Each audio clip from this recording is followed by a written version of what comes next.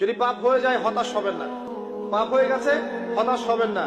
ওযু করবেন, জায়নামাজে দাঁড়াবেন, 2 রাকাত নামাজ পড়বেন, ওই পাপের কথা আল্লাহকে বলে ক্ষমা চাইবেন। ইনশাআল্লাহ আল্লাহ পাক আপনার গুনাহকে নেকি দিয়ে পরিবর্তন করে দিবেন ইনশাআল্লাহ। যতবার পাপ হবে ততবার নামাজে দাঁড়াবেন, ততবার ওযু করবেন, ততবার 2 রাকাত নামাজ পড়বেন এবং আল্লাহর কাছে ক্ষমা চাইবেন। ইনশাআল্লাহ আল্লাহ মাফ করে দিবেন। শয়তান আপনাকে হতাশ করতে যাবে, ফ্রাস্ট্রেট করতে যাবে। আরে তুমি অন্যায় করেছো, এত বড় বড় পাপ করেছো, তুমি পর্নোগ্রাফি দেখো, তুমি মেয়ের সাথে জেনা করেছো, তুমি মদ খাও, তুমি এই করো, তুমি কিভাবে আল্লাহর সামনে দাঁড়াবে, কোন মুখ নিয়ে দাঁড়াবে? এগুলো শয়তানের ওয়াসওয়াসা। কার ওয়াসওয়াসা? আল্লাহ পাক ক্ষমা করতে করতে ক্লান্ত হবেন না, আপনি ক্ষমা চাইতে চাইতে ক্লান্ত হয়ে যাবেন ইনশাআল্লাহ। আল্লাহ পাক এমন গফুর রহিম। এক ব্যক্তি 99টা খুন করেছে, কয়টা?